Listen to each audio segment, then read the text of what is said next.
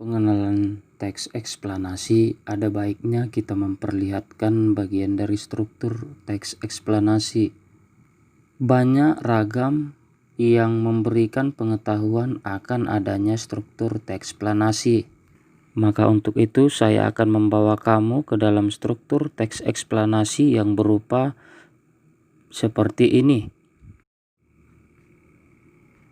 Struktur yang pertama, identifikasi fenomena. Identifikasi fenomena ini akan berisikan latar belakang kejadian. Yang kedua, proses kejadian. Proses kejadian ini akan terbagi menjadi dua bagian lagi. Yang pertama yaitu kronologisnya. Yang kedua masuk kepada penyebab dari kejadian tersebut. Untuk struktur yang ketiga, memberikan pemahaman kepada kamu, yaitu ulasan. Di dalam ulasan ini akan berisikan mengomentari konsekuensi. Nah, struktur inilah yang menjadi hal terpenting di dalam teks eksplanasi. Maka, kamu harus memahami pertama struktur teks eksplanasi ini agar kamu dapat menyusun bagian-bagian pokok teks eksplanasi. Oke, sekarang bagaimana sebenarnya menyusun bagian-bagian pokok dari teks eksplanasi tersebut?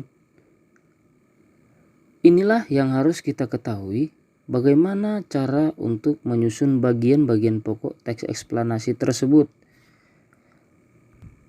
Yang pertama, kita lihat bagian struktur. Biasanya strukturnya akan berisikan sebuah pernyataan umum atau yang disebut nanti dengan gambaran awal tentang apa yang akan disampaikan. Setelah itu masuk kepada deretan penjelas. Deretan penjelas ini adalah inti penjelasan apa yang disampaikan. Dan selanjutnya diinterpretasi, atau yang kita bisa bilang ini terdapat pandangan atau simpulan dari teks eksplanasi tersebut. Dalam menyusun bagian-bagian pokok teks eksplanasi juga, kamu harus memuat sebuah informasi berdasarkan fakta yang ada. Nah, jadi tidak boleh kamu sembarangan untuk membuat sebuah data-data yang akan kamu masukkan ke dalam teks eksplanasi. Dan yang ketiga, faktual atau faktanya harus memuat informasi yang bersifat keilmuan. Contoh, kita ambil sebuah berita ataupun yang menjadi informasi di dalam teks eksplanasi itu tentang sains. Jadi sudah boleh kita buat kesimpulan, yaitu adalah pernyataan umum, deretan penjelas, dan interpretasi. Inilah bagian-bagian pokok yang terdapat di dalam teks eksplanasi. Dalam penyusunan sebuah teks eksplanasi, kamu harus tetap memperhatikan kaidah kebahasaan teks eksplanasi. Teks eksplanasi memiliki kaidah kebahasaan ada 3.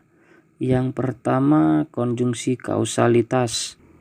Barangkali kamu sebagian ada yang sudah tahu konjungsi kausalitas itu seperti apa. Dan ini saya akan membuat pemahaman menerangkan bahwa konjungsi kausalitas adalah kata yang menghubungkan antara dua kalimat. Ingat, kata yang menghubungkan antara dua kalimat yang akan menguraikan tentang sebab akibat. Contoh dari konjungsinya, sebab, karena, oleh sebab itu, oleh karena itu, dan sehingga. Ini adalah yang termasuk dalam konjungsi kausalitas. Kaidah kebahasan yang kedua, konjungsi kronologis. Konjungsi kronologis artinya konjungsi ini akan nantinya menghubungkan dua buah klausa atau lebih yang menggambarkan adanya urutan waktu atau dalam waktu kejadian. Contoh konjungsinya adalah yang pertama kemudian, lalu, setelah itu, pada akhirnya. Dan kaidah kebahasan teks eksplanasi yang ketiga adalah keterangan waktu. Keterangan waktu yang dimaksudkan adalah keterangan yang menjelaskan kapan peristiwa tersebut berlangsung. Biasanya keterangan waktu ini akan berisikan kata sekarang, besok, lusa. Dan juga kamu boleh membuat satu kesimpulan bahwasanya keterangan waktu ini tidak hanya memakai kata sekarang, besok, lusa.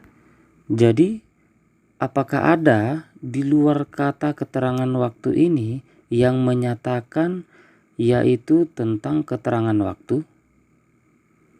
Nah, pasti ada. Contohnya seperti ini. Tommy berangkat ke sekolah pukul 12.00. Pada kalimat ini tidak ada menyatakan seperti dari contoh kata keterangan waktu tadi. Tetapi yang mau kita lihat adalah makna di dalam sudah menerangkan waktunya.